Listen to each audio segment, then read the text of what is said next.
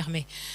Merci beaucoup, donc, Monsieur le Premier ministre. Je vous retourne la parole pour les réponses à apporter aux 5 questions posées par les différents organes représentés. Merci. Merci beaucoup. Nous avons eu 5 questions. Il n'y en a qu'une seule qui se rapporte totalement au point de presse, notamment des impacts éventuels sur la signature du Sénégal. Et je voudrais dire à Mme Ba que je crois qu'on a essayé tout au long de ce point de presse d'expliquer que c'est en toute connaissance de cause des implications internes et internationales de cette situation que nous avons pris la décision de dire la vérité aux Sénégalais et à nos partenaires. Évidemment, en ayant pris la précaution avant tout de faire quelque chose que nous devons respecter parce qu'ils ont injecté énormément de fonds dans ce pays. Je pense que pas plus tard qu'hier, M. le Président de la République a reçu Madame la Directrice Générale du Fonds monétaire international à New York. Et nous pensons que tout risque étant égal par ailleurs, comme on dit, pour paraphraser les mathématiciens, qu'il y a lieu d'espérer que nos partenaires ne s'inquiètent pas outre mesure de la situation, pour plusieurs raisons. Nous avons un pays quand même qui a un certain nombre d'atouts. Le premier de ces atouts et le plus important à mon avis, c'est que nous avons un pays stable qui offre également beaucoup d'opportunités d'investissement. Avec tout ce qu'on a pu découvrir comme ressources, avec une démographie fondamentalement portée par les jeunes et avec un leadership renouvelé et qui a pu être renouvelé dans des conditions les plus démocratiques possibles eu égard au contexte de l'époque. Ce qui nous donne un dividende à côté des autres dividendes, un dividende démocratique qui est extrêmement appréciable. Et je pense qu'en plus de tout ça, cet effort de transparence auquel la nouvelle équipe s'est délibérément livrée, personne ne nous a contraints. Si on n'avait pas donné les informations, je peux vous assurer que tous nos partenaires auraient pu venir. Vous auriez entendu les revues du Fonds monétaire, de ceci et de cela, et ils seraient partis avec les chiffres qu'on veut bien leur donner. Et tout ceci nous fonde à croire, en plus des réactions que nous avons pour le moment, que l'impact sur la signature du Sénégal peut ne pas être extrêmement important.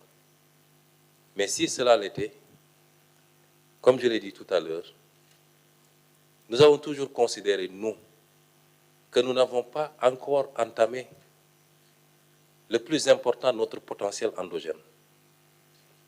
Je l'ai toujours dit pendant 10 ans d'opposition, notre conviction, c'est que nous avons encore un potentiel énorme et inexploré, inexploité. D'où l'appel au civisme et au patriotisme de tous les Sénégalais. Nous ne devons pas attendre que la solution vienne de l'extérieur. Elle viendra avant tout, principalement et d'abord de nous. Et c'est cela, justement, qui va rassurer nos partenaires. Et toutes les réformes que nous allons initier, qui ont été annoncées par les 2 ministres, iront dans ce sens-là. Il nous faut faire des réformes fiscales tendant à élargir l'assiette sans pour autant augmenter la pression fiscale. Et même certainement en diminuant les taux d'imposition. Mais ce qui va le combler, c'est la participation plus ou moins volontaire de tous les Sénégalais à l'effort de contribution. Nous allons vers beaucoup d'autres mesures de ce sens, indépendamment des mesures de rationalisation qui ont été annoncées sur les subventions, sur le train de vie de l'État et sur beaucoup d'autres aspects. Et c'est pourquoi sans écarter ce risque, nous demeurons convaincus qu'il peut être maîtrisé et que nous avons une occasion unique. Cette situation doit constituer plus une opportunité que le chaos. Ça doit être le déclic que nous attendions et qui nous permettrait d'établir un nouveau rapport entre les dirigeants et le peuple, mais un nouveau rapport entre les dirigeants et leurs partenaires également. Et c'est pourquoi je ne me fais pas énormément de soucis. Peut-être que je suis un optimiste béat, mais ma conviction, c'est que si le peuple a décrypté le message, et ce ne sera pas seulement à travers cette conférence de presse, c'est un travail permanent qui sera initié à partir de maintenant de communication pour que le peuple comprenne. Pour les autres aspects, je crois qu'ils peuvent avoir un tout petit peu de lien avec le point de presse, mais nous ne voulons pas que la situation extrêmement grave que nous venons de présenter soit diluée dans des aspects qui nous semblent moins importants. La reddition des comptes dans un pays normal doit être quelque chose d'ordinaire. Ça vaudra pour nous-mêmes quand on cessera d'exercer des fonctions. Ça ne doit pas faire l'objet de débat. Et le ministre l'a dit, nous le ferons en respectant. Et c'est pourquoi certains disent que c'est lent, c'est pas lent.